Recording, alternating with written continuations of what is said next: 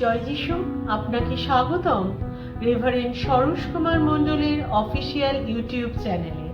এই চ্যানেলের মাধ্যমে আপনি ঈশ্বরের সত্য বাক্যের সাথে যুক্ত থাকতে পারছেন। আপনি যদি এখনো না এই চ্যানেলটিকে সাবস্ক্রাইব করে থাকেন বা লাইক করে থাকেন, এই মুহূর্তে লাইক বাটনটা প্রেস করুন আর সাবস্ক্রাইব করে রাখুন, যাতে আপনিও ঈশ্বরের বাক্যের সাথে একাত্ম হতে পারেন। আর আপনার প্রার্থনার রিকোয়েস্ট থাকলে আমাদের এই যে নম্বরটি দেওয়া রয়েছে, এই নাম্বারে কল করতে পারেন এবং আমাদের মেইল অ্যাড্রেসে মেইল করতে পারেন। ঈশ্বর আপনার সাথে থাকুন। আজ পূর্ণ শুক্রবার, গুড ফ্রাইডে। এই সুন্দর দিনটি উপলক্ষে আপনাদের সকলকে আন্তরিক প্রীতি, শুভেচ্ছা এবং ভালোবাসা জানাই। ঈশ্বরের মহানামে ধন্যবাদ করি এই দিনটির জন্য, যে দিনে তিনি মানব জাতির জন্য আশ্চর্য উপায় সাধন করেছেন, যার মধ্যে দিয়ে আমরা সকলে তার অনন্ত রাজ্যের অধিকারী হতে পারি।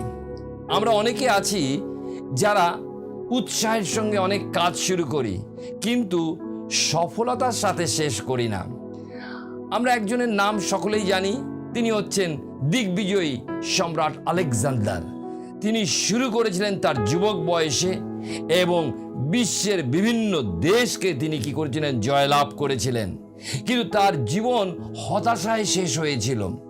আর একজনের কথা বলবো, আধুনিক আন্তর্জাতিক আইনের জনক হুগো গ্রেটিয়াস। তিনি জীবনের শেষে বলেছিলেন, আমি আমার জীবনে সার্থকপূর্ণ কিছুই করতে পারিনি, কিন্তু প্রভু যীশু, যিনি মানব জাতিকে পাপের দাসত্ব ও মৃত্যু থেকে উদ্ধারের কাজ সম্পন্ন করার উদ্দেশ্যে এই পৃথিবীতে এসেছিলেন এবং সেই কাজ সম্পূর্ণ করে ক্রুশের উপর থেকে ঘোষণা করেছিলেন, সমাপ্ত হইল। প্রিয়জন, প্রভু যীশু দুজন দস্যুর মাঝে ক্রুশারোপিত হয়েছিলেন। অকথ্য যন্ত্রণা ও কষ্টের মধ্যে তিনি আমাদের সকলার পাপের শাস্তি ভোগ করছিলেন। তিনি আমাদের অধর্মের নিমিত্ত বিদ্ধ হয়েছেন, আমাদের অপরাধের নিমিত্ত তিনি চূর্ণ হয়েছেন। আমাদের সকলার শাস্তি তার উপরে পড়েছিল। আমরা দেখি, আমি আপনাদের কাছে আজকের ষষ্ঠ বাণী বলবো, এবং এই ষষ্ঠ বাণীটা তিনি একজন বীরের ও বিজয়ীর ন্যায় বলেছিলেন, সমাপ্ত হইল। আমরা যা পাই বাইবেলের নতুন নিয়মে যোহন লিখিত সুসমাচার তার 19 অধ্যায় 30 পদে, যেখানে বলা হয়েছে, সিরকা গ্রহণ করিবার পর যীশু কহিলেন, সমাপ্ত হইল। ক্রুশেতে তিনি জগতের সকল পাপের দেনা চুকিয়েছেন। তিনি বলেননি, আই অ্যাম ফিনিশড বা আমি শেষ, কিন্তু বলেছেন, ইট ইজ ফিনিশড, অর্থাৎ সমাপ্ত হইল। আমরা দেখি বাংলা ভাষায় সমাপ্ত হইল দুটি শব্দ নিয়ে গঠিত, কিন্তু আমরা দেখি ইংরেজিতে ইট ইজ ফিনিশড তিনটি শব্দ নিয়ে গঠন হয়েছে। বিশেষ করে গ্রিক ভাষা, যা বাইবেলের নতুন নিয়ম লেখা হয়েছে, আমরা দেখি একটি শব্দ তেতেলাস্তাই ছিল এই সমাপ্ত হইল এই কথাটা বলতে গিয়ে। আমরা মনে রাখবো, এটি সর্বকালের জন্য পৃথিবীর সর্বশ্রেষ্ঠ দিনে, শুধু তাই নয়, পৃথিবীর সর্বশ্রেষ্ঠ ব্যক্তির মুখ থেকে উচ্চারিত হয়েছিল। পৃথিবীর সর্বশ্রেষ্ঠ শব্দ, যা মানব জাতির ইতিহাস এবং ভবিতব্যকে কি করেছিল, পরিবর্তন করেছিলেন। যার অর্থ, প্রথমত তিনি সম্পূর্ণ মূল্য দিয়েছেন, তার কাজ সম্পূর্ণ হয়েছে, ঈশ্বর তুষ্ট হয়েছেন। তেতেলেস্তাই শব্দটি আমরা দেখি পারফেক্ট টেন্স, যার অর্থ কাজ সমাপ্ত হয়েছে, কিন্তু তার প্রভাব বর্তমানে রয়েছে ও ভবিষ্যতেও কি হবে, থাকবে। অর্থাৎ প্রভু যীশুর এই ক্রুশে সাধিত মুক্তির কাজ সম্পন্ন হয়েছে, তার প্রভাব বর্তমানে রয়েছে, এমনকি অনন্তকালীন স্থায়ী প্রভাবও রয়েছে। আমরা যখন প্রভু যীশুর সেই উদ্ধারের সমাপ্ত কাজের উপরে আস্থা রাখি, তখন অপূর্ব এক ঘটনা আমাদের জীবনে ঘটে। খ্রিস্টের ধার্মিকতা চিরকালের জন্য আমাদের জীবনে যোগ হয়। যেমন আমার ব্যাংক অ্যাকাউন্টে অন্য যে কেউ টাকা জমা দিতে পারেন, তেমনি আমাদের আত্মিক জীবনের যে অ্যাকাউন্ট যা শূন্য ছিল, কিন্তু খ্রিস্টের এই প্রায়শ্চিত্তজনক বলিদানের বিশ্বাসের জন্য তার ধার্মিকতা আমাদের জীবনে কি হয়? যোগ হয়। অন্য কথায় আমরা ধার্মিক গণিত হই। সেই মুহূর্তে আমরা খ্রিস্টের সেই ধার্মিকতা পরিহিত হই। এখন আমাদের উপর আর পাপের কোনো দণ্ডাজ্ঞা নেই, কারণ আমরা খ্রিস্টের ধার্মিকতা পরিহিত হয়েছি। ঈশ্বর যখন আমাদের দেখেন, তিনি আমাদের উপরে খ্রিস্টের সেই পরিপূর্ণতা দেখতে পান। এই সব সত্য একটা কথায় বলা হয়েছে তেতেলেস্তাই। 6টি উপায় তেতেলেস্তাই শব্দটি প্রাচীনকালে ব্যবহৃত হতো, যা ক্রুশে খ্রিস্টের বলিদানের এই যে মুহূর্তটাকে বোঝাবার জন্য বা বোঝার জন্য অত্যন্ত তাৎপর্যপূর্ণ মনে রাখি। আমরা দেখি, প্রথম হচ্ছে একজন শিল্পী তার শিল্পকর্ম সম্পূর্ণ করে শেষ তুলির টান দিয়ে সে ঘোষণা করতেন কি? তেতেলেস্তাই। আবার দেখি দ্বিতীয়ত, একজন বন্দী কারাগার থেকে মুক্ত হলে কারাধ্যক্ষ তিনি কি করতেন? শংসাপত্র দিতেন আর তার উপরে তেতেলেস্তাই এই সিল মেরে দিতেন। তৃতীয়ত আমরা দেখি, প্রাচীনকালে যখন একজন দাসকে তার প্রভু কোনো দায়িত্ব দিয়ে পাঠাতো বা কোনো বিশেষ কাজে, এবং সে তার কাজ সমাপ্ত করে ফিরে এসে তার প্রভুকে কি বলতো? তেতেলেস্তাই। অর্থাৎ, প্রভু আপনি আমাকে যে কাজ করার জন্য পাঠিয়েছিলেন ঠিক সেই মতো আমি তা করেছি। যখন যিশু পিতা ঈশ্বরকে বলছেন সমাপ্ত হয়েছে, তিনি সম্পূর্ণ জগতের কাছে ঘোষণা করছেন যে তিনি বিশ্বস্তভাবে পিতার ইচ্ছাকে কি করেছেন? পালন করেছেন। চতুর্থত দেখি, পুরাতন নিয়মে একই শব্দ মহাযাজকের দ্বারা কি হতো? উচ্চারিত হতো।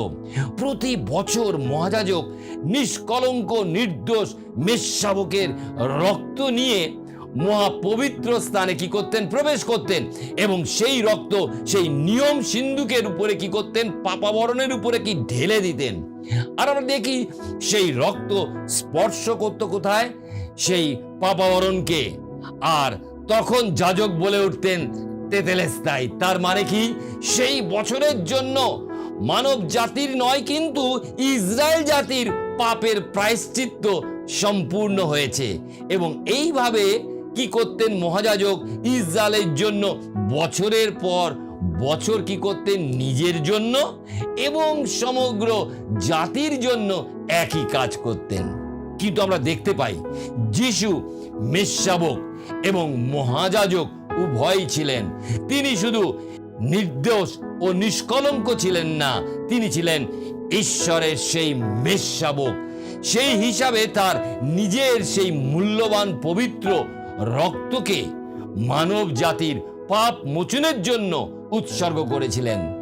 আর মহান মহাযাজক রূপে তিনি সমগ্র বিশ্বের কাছে কি করেছেন?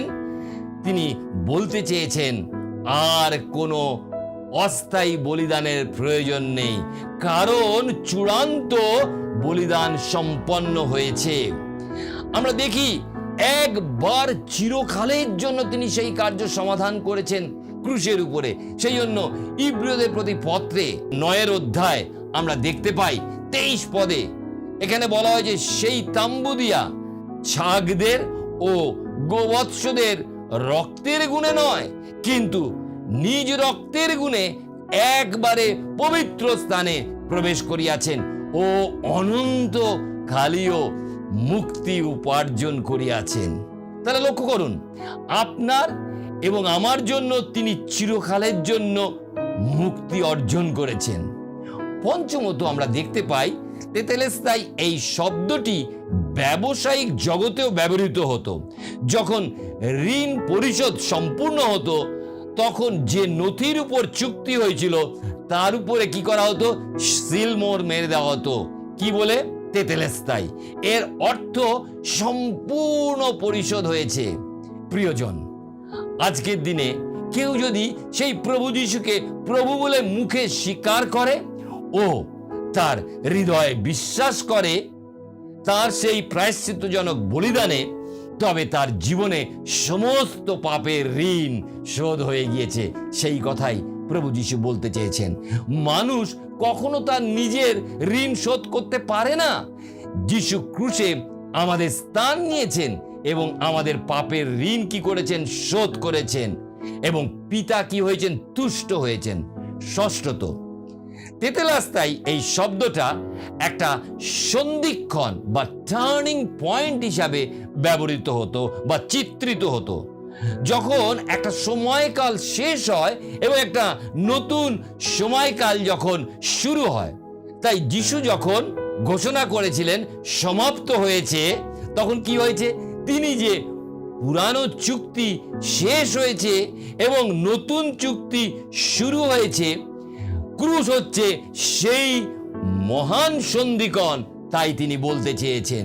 যিশু যখন চিৎকার করে বলেছিলেন তেতেলেস্তাই বা সমাপ্ত হইয়াছে, তখন যিশুর পার্থিব পরিচর্যা সম্পর্কে পুরাতন নিয়মের সমস্ত ভবিষ্যৎবাণী পূর্ণ হয়েছিল। শুধু তাই নয়, ঈশ্বরের ন্যায় বিচার সম্পূর্ণরূপে পূরণ হয়েছিল এবং আমরা দেখি পাপের প্রায়শ্চিত্ত সম্পন্ন হলো। পাপের ঋণ পুরোপুরি শোধ হয়েছিল। শুধু তাই নয়, আমরা দেখতে পাই ঈশ্বরের মিশন, উদ্দেশ্য সম্পন্ন হয়েছে। তাই বিজয়ের উল্লাসে চিৎকার করে ঘোষণা করেন তেতেলেস্তাই। তিনি কি সমাপ্ত করেছেন? আপনার মনে প্রশ্ন আসতেই পারে। আমি বলতে চাই, বিশেষ করে প্রথমত প্রভু যীশু ক্রুশের উপরে পাপ থেকে উদ্ধারের কাজ, মুক্তির কাজ সম্পূর্ণ করেছেন এবং এতে যোগ দেওয়ার কিচ্ছু নেই। আমাদের ধর্মকর্ম দ্বারা আমরা ঈশ্বরের কাছে পৌঁছাতে পারি না। এটা তার অনুগ্রহের দান, শুধুমাত্র বিশ্বাস করা প্রয়োজন। বাইবেলের নতুন নিয়মে সাধু পৌল প্রথম তিমোথেও তার 1:15 পদে এই কথা বলেছেন। কি বলেছেন? এই কথা বিশ্বসনীয়, সর্বতভাবে গ্রহণের যোগ্য যে খ্রিস্ট যীশু পাপীদের পরিত্রাণ করিবার জন্য জগতে আসিয়াছেন। দ্বিতীয়ত দেখি, ঈশ্বরের সাথে মানুষের একটা সম্মিলন সাধিত হয়েছে। আমরা দেখি পাপের কারণে আমরা ঈশ্বর থেকে দূরবর্তী হয়েছিলাম, আর ঈশ্বর আজকের আমাদেরকে যুক্ত করেছেন কিভাবে? তার পুত্রের মধ্যে দিয়ে। আমরা দেখি বাইবেলের নতুন নিয়মে 2 করিন্থীয় তার 5:18 থেকে 21 পদে যে কথা বলেছেন, আমি একটু বলতে চাই যে তিনি খ্রিস্ট দ্বারা আপনার সহিত আমাদের সম্মিলন করিয়াছেন।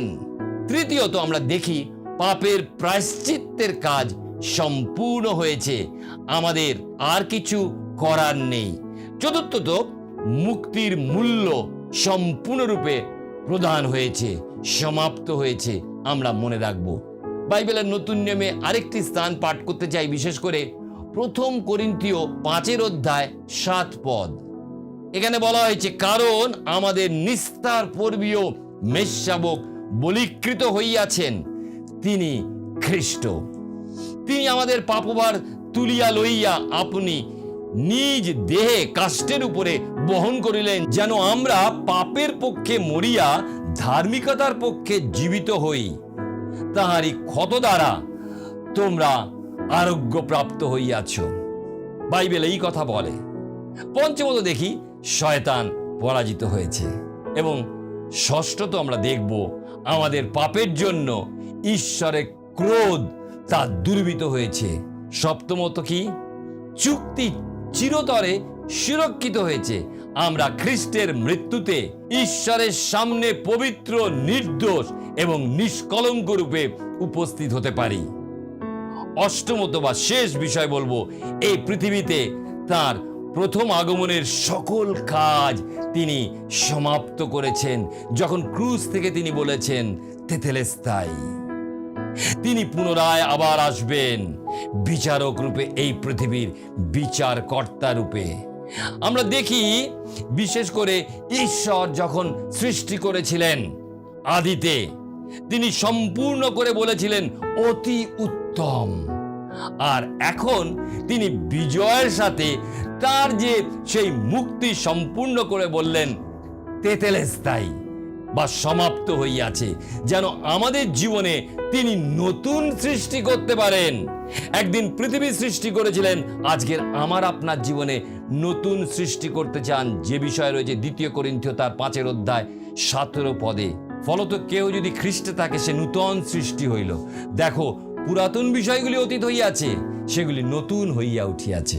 আমরা দেখি ঈশ্বর আমাদের যে দায়িত্ব দিয়েছেন তা যেন আমরা সমাপ্ত করতে পারি, ও আমাদের নিরূপিত পথের যে দৌড় শেষ করতে আমরা যেন সক্ষম হই তার অনুগ্রহে।